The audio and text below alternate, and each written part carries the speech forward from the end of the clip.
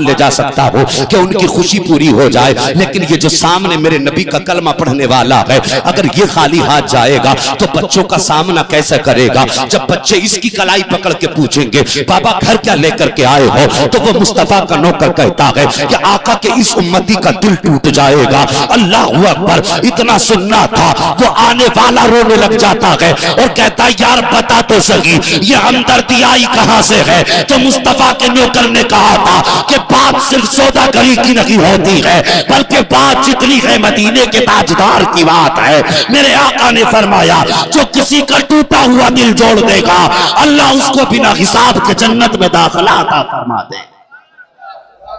سبحان اللہ، بے شک سبحان اللہ۔ بات سمجھ میں آ رہی ہے آپ کے؟ اللہ سلامت رکھے آپ کو، لیکن آپ یہ کوشش کیجئے کہ آپ کردار بہتر کریں، کردار بہتر کیجئے، اپنے حالات بدلیے۔ اللہ اکبر، آج ہم حرام کے لاکھوں روپے نگل جاتے ہیں، ہمیں فرق ہی نہیں پڑتا ہے۔ یہ ہے کہ نہیں ہمارا مزاج؟ لاکھوں روپے کھا جاتے ہیں۔ آج غریب سی سکتا ہے، اگر پڑوس میں کسی غریب کا کھیت ہے تو پھر اس کی خیریت نہیں ہے، اگر پڑوس میں کسی غریب کا مکان ہے تو پھل اپنے گھر میں کھاتے ہیں، چھل کے غریب کے آنگن میں پھینکتے ہیں۔ یار ہم کتنے گئے گزرے ہو گئے، ہمارا کردار کتنا گر چکا ہے۔ کیا ہم ایسے ہی بنائے گئے تھے یا ہمارا ایسا ہی اخلاق تھا جو آج ہم کر رہے ہیں؟ بدلیے اپنے آپ کو، طریقہ بدلیے۔ اللہ اکبر، حضرت ابو صالح کی زندگی دیکھیے، سیب کھا لیا، طبیعت نہیں لگی نماز میں۔ ابو صالح تو نے سیب کھا لیا ہے، پوچھا تو نے سیب کس کے باغ کا تھا؟ یہ سوچ کر کے ذہن میں خیال آیا ابو صالح چل تو دریا کے کنارے کسی باغ ہی سے تو ٹوٹ کے آیا ہوگا، باغ والے سے جا کے معافی مانگیں گے۔ چلتے چلتے آپ پہنچے ہیں نا باغ کے قریب، اس باغ کے قریب ایک دربان کھڑا تھا۔ آپ نے پوچھا اس سے کیا یہ تیرا باغ ہے؟ اس نے کہا نہیں میں تو اس باغ میں نوکر ہوں۔ کہا پھر باغ کس کا ہے؟ اس نے کہا یہ باغ عبداللہ سومعی کا ہے۔ کہا وہ کہاں ہے؟ کہا وہ اپنے مکان میں اللہ کی عبادت میں مصروف ہیں۔ کہا ان سے جا کے کہہ دو کوئی جوان ملنا چاہتا ہے۔ توجہ سے سننا پیارے بات، بڑی کام کی بات بتانے لگا ہوں۔ کہا آپ ان سے جا کے کہہ دینا کہ کوئی جوان آپ سے ملاقات کرنا چاہتا ہے۔ کہا ٹھیک ہے۔ وہ اندر گیا، کہا حضور کوئی جوان آیا ہے۔ کہا کام کیا ہے؟ تو اس نوکر نے کہا کہ ہاتھ میں اس کے ہاتھ اٹھے ہوئے ہیں، اس نے یہ کہا کہ میں نے غلطی سے سیب کھا لیا ہے، مجھے اس باغ کے مالک سے معافی مانگنی ہے۔ اتنا سننا تھا، عبداللہ سومعی نے فوراً اپنا بستر چھوڑا ہے، اس مکان سے باہر تشریف لا رہے ہیں۔ ایسا لگتا تھا کہ جیسے آج بڑے زمانے کے بعد کسی کے انتظار کے بعد کوئی آیا ہے۔ ایسا لگ رہا تھا کہ عبداللہ سومعی کو اس آنے والے کا ایک زمانے سے انتظار تھا۔ آپ دروازے سے باہر نکلے ہیں، آ کر کے دیکھا سامنے ابو صالح کھڑے ہیں۔ جوان کیسے آنا ہوا؟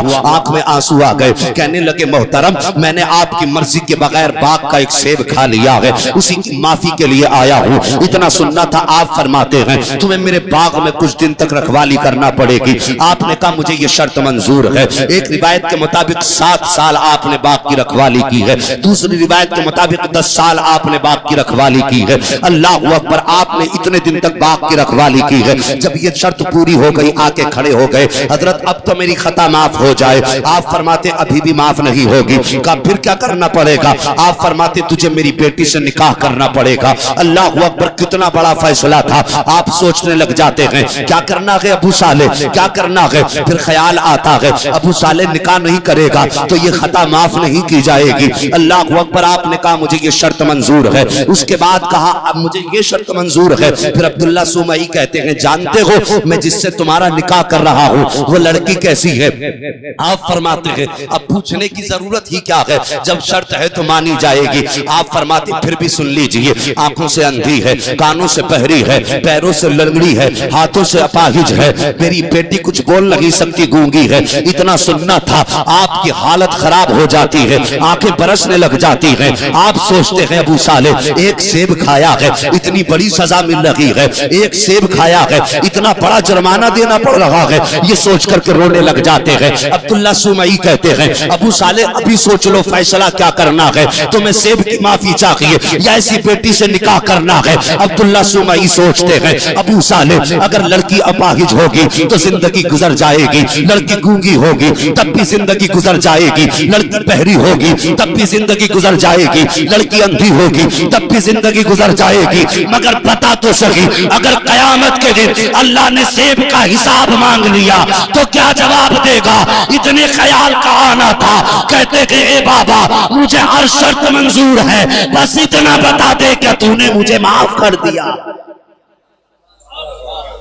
کہتے بس اتنا بتاؤ معاف کیا کہ نہیں؟ اللہ اکبر، کہا میں نے تجھے معاف کر دیا، نکاح کر لے۔ نکاح ہو گیا، گھر میں گئے، بات تو سب جانتے ہیں، دیکھا وہ تو بالکل جیسا بتایا اس کا الٹا معاملہ ہے، اتنی حسین اتنی معجبین کبھی آپ نے کوئی خاتون دیکھی نہیں تھی۔ واپس آگے کہنے لگے بزرگ صاحب مجھے لگتا ہے آپ نے دھوکے سے کسی اور مکان میں بھیج دیا۔ کہ دھوکے سے نہیں، میرا ہی مکان ہے۔ کہا آپ نے تو کہا تھا اندھی ہے، لیکن وہ تو لڑکی اس کی آنکھیں بھی تھی۔ آپ نے کہا گونگی، اس نے مجھے سلام کیا ہے۔ آپ نے کہا لنگڑی، وہ چل کے آئی تھی۔ آپ نے کہا وہ لولی، اس نے اپنے ہاتھ سے دروازہ کھولا، یہ کیسے ہو سکتا ہے؟ آپ فرماتے ہیں بیٹے تو نے جانا نہیں ہے، میرا کہنے کا مقصد یہ تھا میری بیٹی کی زبان پہ کوئی شریعت کے خلاف جملہ نہیں آیا، اس لیے میں نے بیٹی کو گونگا کہا تھا۔ میری بیٹی نے کبھی گھر کی چار دیواری سے باہر قدم نہیں نکالا، اس لیے میں نے بیٹی کو لنگڑا کہا تھا۔ میری بیٹی نے ہاتھوں سے کوئی ناجائز کام نہیں کیا، اس لیے میں نے بیٹی کو لولی کہا تھا۔ میری بیٹی کی زبان، میری بیٹی نے کسی غلط چیز کو نہیں دیکھا، اس لیے میں نے اسے اندھا کہا تھا۔ کوئی غلط بات میری بیٹی کے کانوں کے پردے سے نہیں ٹکرائی ہے، اس لیے میں نے بیٹی کو بہری کہا تھا۔ اللہ اکبر۔ اب ابو صالح مسکرانے لگ جاتے ہیں۔ جیسے ابو صالح مسکراتے ہیں، حضرت عبداللہ سومعی فرماتے ہیں بیٹے ابو صالح یہ رشتہ میں نے نہیں کیا ہے، بلکہ یہ رشتہ تو پیدا کرنے والے خدا نے کیا ہے۔ کہتے کیا معاملہ؟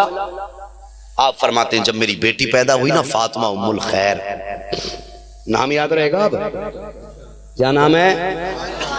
سارے بول دو، فاطمہ ام الخیر۔ کہتے ہیں جب یہ بیٹی پیدا ہوئی نا میری، میں نے اس کی پرورش کی اور میں نے اس کے قدم دیکھے نا، میں سوچنے لگا اللہ اتنی پارسا بیٹی دی ہے، اس کا جوڑا کہاں سے آئے گا؟ کہ میں نے یہ سوچا تھا اتنے میں کسی نے